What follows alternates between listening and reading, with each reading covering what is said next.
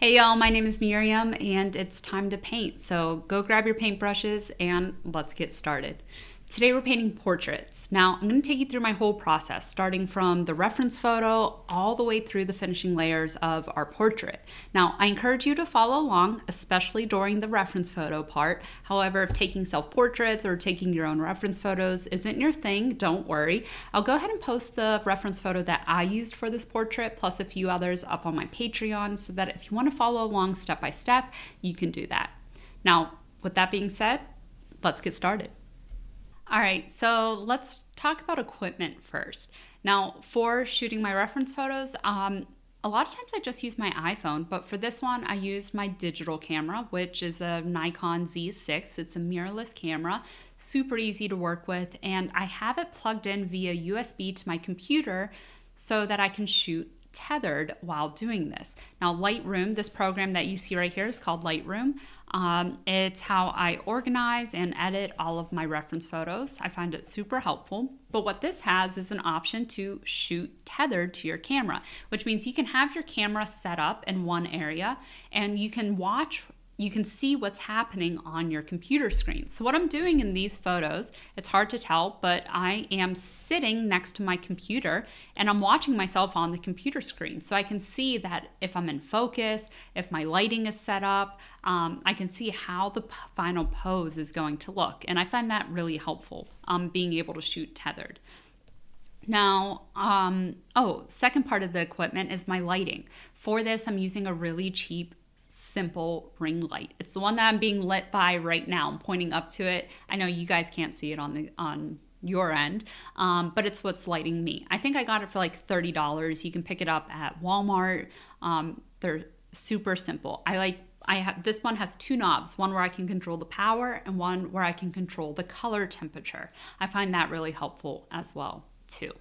So when I have my light set up, I had it set up pretty high in front of me, actually lit almost how I am now. Now, there's a few things I'm looking for when I'm taking my reference photo, and that's a good mix of highlights and shadows. So I can see I have a lot of nice soft highlights, but what's really important are the shadows. And there's like 3 or 4 main areas where I look for shadows. And one is under the brow bones, under the nose, under the top lip, under the bottom lip, and then under the chin. And so that's how I know that I have a well-lit photo for my style. Now, not everyone has the same lighting style, but I find this really easy because it helps me when it comes time to painting. I like to squint my eyes a lot when I paint, and so that I can see everything broken down into its simplest shapes. And if you go ahead and squint your eyes and look at this, you can see those big 3 dark marks under the eyes and the nose, and it just makes things really simple when it comes time to paint. So that's why I do that. Now let's talk about, okay, so these are the reference photos that I came up with for this session. And you'll see this one. I have one that I took beforehand with no makeup on. And I didn't think I'd ever, in my life be in a position where I'd be sharing this photo on the internet. But here we are. So why do I normally start by taking a photo with no makeup? And also, if I'm hiring a model to take reference photos, I often ask them not to wear any makeup either. And that's because I really want to be able to see the undertones of the skin. I want to be able to see all those wonderful colors. So where I might not love it, and these green and blue bags under and purple bags under my eyes, I might not love that in person. When it comes time to paint, having this information is really valuable. Also, everywhere where it turns red, just being able to see that, because when we go to the next photo, you can see I have makeup on, and a lot of that is covered up, a lot of that information, but also it's covered up in a way that doesn't always look so natural when you have bright lighting on it. So like in some of these areas, it's turned a little gray. And so that's why I find it helpful. I'd rather be able to reference the real natural undertones of the skin and its luminosity versus like this, okay? So these are the ones I came up with, and I'll post these 5 up on Patreon. So if you guys want to paint your own version or follow along, you can. And you'll notice that 2 of these I cropped into square because those were the 2 finals that I was in between, okay? And I find that cropping your reference photo to the exact dimensions of your final painting is super helpful because it gives you a whole new set of information to rely on because now, okay, if I were gonna paint this in a square, right, I kind of have to guess where everything's gonna go. But in this version, well, I can see, oh, can you guys see my mouse? Yeah, you can. Okay, so if you look around the head, you know, I can now use this information, this shape here in the corner as the white space information to help place my subject. Hopefully that all makes sense. So that's why I always crop my reference photos to the exact dimensions of my canvas. So yeah, another important thing, I also shot these on burst mode. So every time I clicked take a picture, remember I'm doing this on my computer because I have my camera tethered. Every time I have it take a picture, it's actually taking 10 pictures at once. So when it's snapping, I can make little tiny micro adjustments in my expressions or my pose or whatever. So that's just another helpful thing that you guys can do. All right, I think that's it for the reference photo part.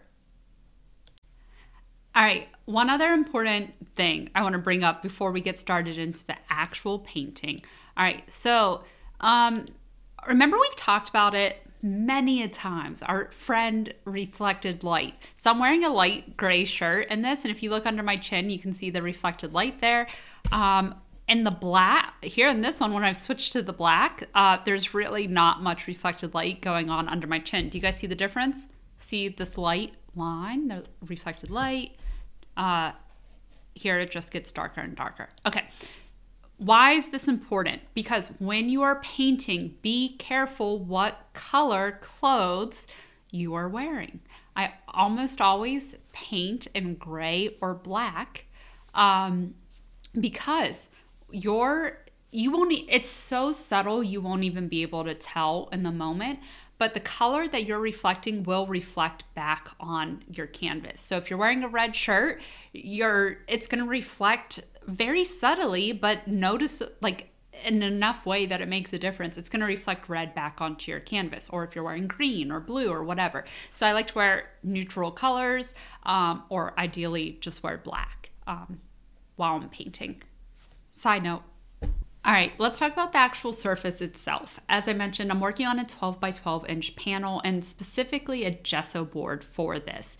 Now I am prepping it with this large brush. I love it. It's the Liquitex 4-inch freestyle brush. They aren't costly, but I feel like they're worth every single penny.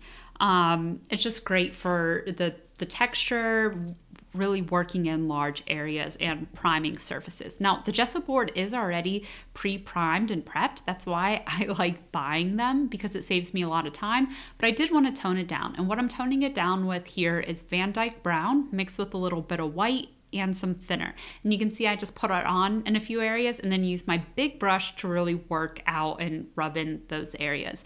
And you'll see that I pull out a second one, and that's because oftentimes when I'm in priming and prepping mode, I try and do as many canvases as I can at once. So that's what you're seeing. All right, let's talk about the actual painting itself. Now, you're gonna notice that I start with what I almost always start with, which is my silhouette and my main shadow shapes. Remember when I had you squint your eyes and look at the portrait to find the 3 shapes? Well, those are the 3 shapes that I put down first.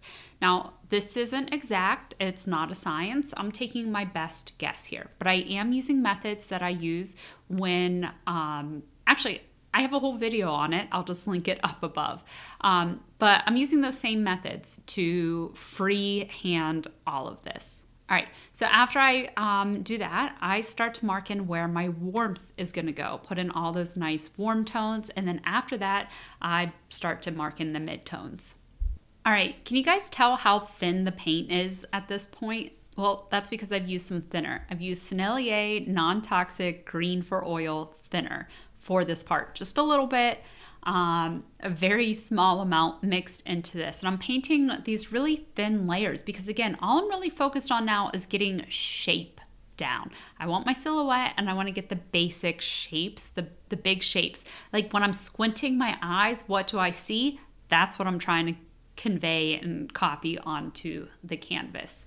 I haven't really started thinking about form yet. And now because everything is so thin at this point, everything's really slippery, it's mixing around a lot.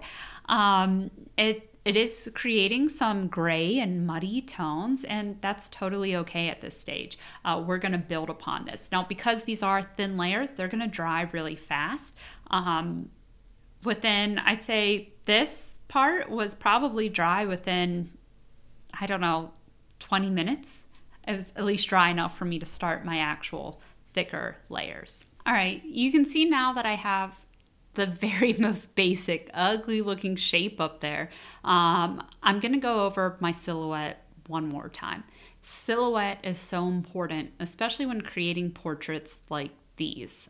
It houses a lot of information. One off thing in your silhouette can throw off, the whole portrait. So that's why I was just really shoring up the silhouette everywhere there, both internal and the outside silhouette. Now you'll notice if you look under the chin, there's some marks where my initial kind of crazy guesstimation was off. So you can see some of those marks sticking out. That doesn't bother me. It might bother some people. They'd want to go in and clean it up after, but seeing marks like that from the artist, I quite enjoy. That's all personal preference for you guys. All right, so now we get into the actual painting part, or what I like to think of as the actual painting part. Now, some important things once I hit this stage. So this is really stage 2 for me. Stage 2, I'm pretty much painting with the paint straight out of the tube. No thinner, no medium at this point. And again, that underpainting is pretty dry. So everything that I'm going over this is going over it pretty thickly. It's not mixing into it, if that makes sense. So I have my palette set up. I am, of course, using gray palette paper. Neutral palette paper just helps me judge my values better, helps me judge my colors, especially since I'm working on a toned background anyways. Now, the colors that I'm using here to build up my skin tones, it's slightly different than my standard palette. I've been just experimenting with new colors, but for this one, we have alizarin crimson, crab flax rose, cadmium orange, there's Naples yellow, Van Dyke brown. We have, is that burnt sienna? I'm gonna go double check that for you. And Kremitz white. Okay, so that's what I'm using here. Now, as I'm building up my skin tones, I want to explain the way that I think about this, how I'm processing this in my head. So we have this really muted kind of muddy gray shape down, right, that we created in step 1. That's important for me because it sets the baseline. So the way that I'm thinking about this in my head is imagine my head as a cross section, right?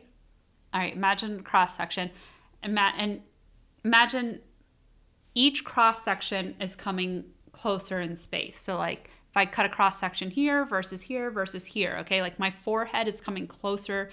Let's move to the camera. My forehead is coming closer to you in space. My nose is coming closer to you in space. My cheekbones are coming closer to you in space. Versus if I turn to the side, everything else is going back into space. Okay, so as I'm thinking about this, for every layer that I do, for every area that's coming closer into space, I'm building up my saturation and I'm building up the consistency, the thickness of my paint. And that's how I'm really able to bring my portraits to life, help create this really volumetric sense of form in my portraits. Let me show a sped up version right now because it can be a little hard to tell seeing it slow down. So let's look at it sped up, and you can see as we go on, every single layer I do, I am increasing the saturation of my colors. All right, let's watch. All right, I don't know. Hopefully that helped. You can see the difference between this beginning stage and the final stage. It's really just a difference in the chroma of the colors and my rendering. Um, you can, and rendering is a personal preference, right? You can render things out really realistically. You can leave them rough. I like to leave a mix of both in my paintings. That's up to you. But really, the big thing here is understanding chroma, form, and light.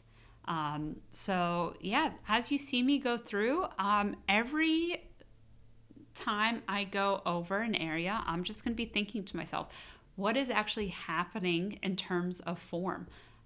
Like, what is this shape actually doing? What's the closest simple shape that I can get to? How can I render that out? And how can I bring that further into space using saturation or chroma, value, and hue? All right. So yeah, I'm going to let this play out and you guys can see. We'll give it a few minutes and then I'll come back in a few and we'll keep talking.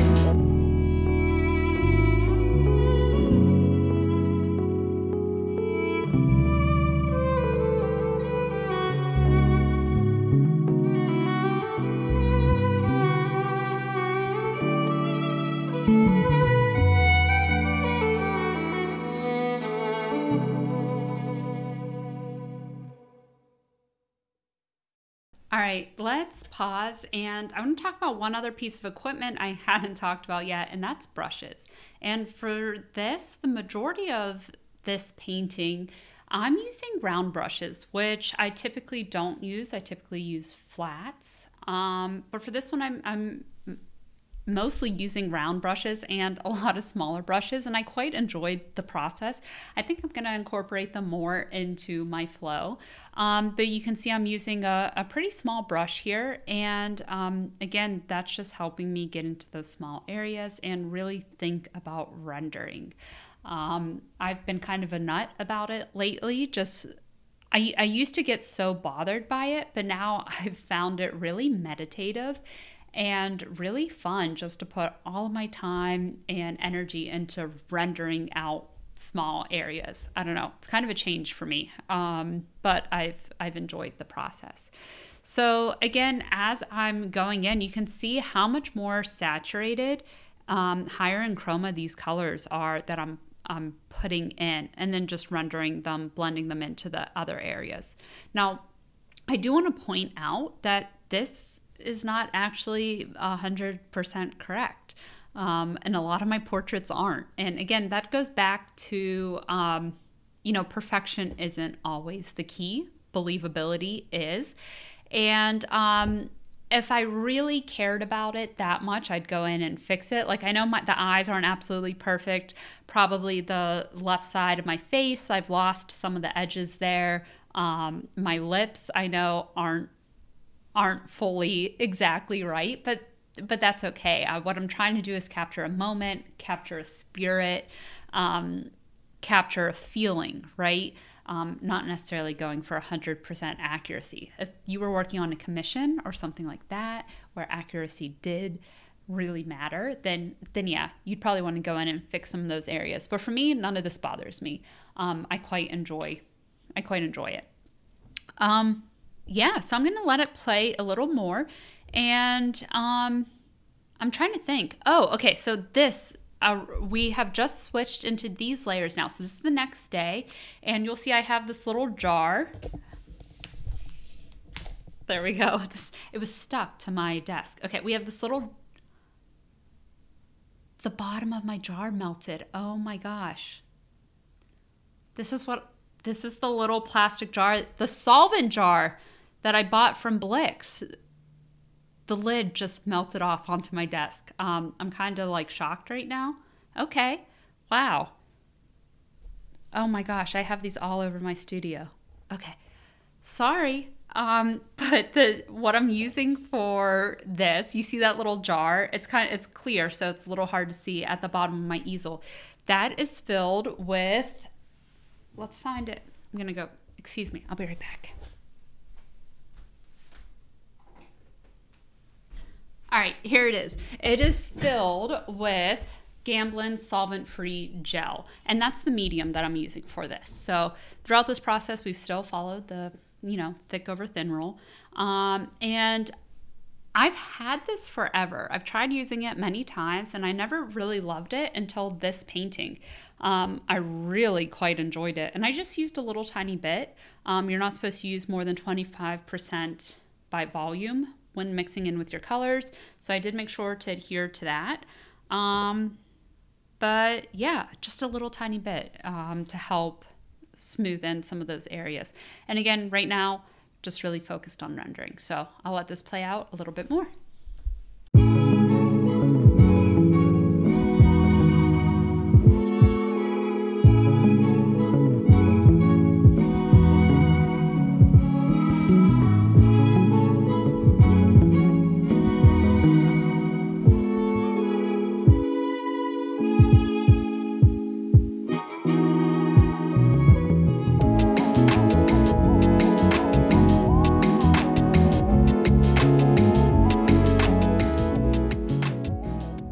All right, this area, I actually, you're gonna see me paint this dark right into here, and you can see my paint underneath wasn't as fully dry as I thought it was, and it was like tacky dry, and so when I put the fresh paint over it, instead of gliding over, it like stuck to the paint underneath and created this really weird texture, which I hate in my portraits, and I try and avoid at all costs, but you can see that happened there. So what I had to do was just, it pained me, but I just had to leave that area alone, move on, and wait until it dried a little bit more. I should have waited even longer than that. I did eventually go in and fix that area, but that's just something to be aware of, is trying to avoid tacky paint if possible, or else it creates weird issues. All right, and this is it. This is where I'm gonna leave it. I think I finished off the eyeballs, and I made just a few small changes on while I was painting on live, so that's not recorded. But yeah, this is it. And it's, like I said before, it's not a technically perfect portrait, but it's one I really enjoy. It's one I had a lot of fun painting. It was a very fun challenge, and I hope you guys join me and try and create your own version of this, either with my reference photo or with your own. Now, if you're a part of my Patreon, feel free to send your final version to me. I'm happy to take a look or to provide any feedback if you want it, or if you just want to share it with the group. I think it'd be a lot of fun. All right. Bye guys, thanks for watching.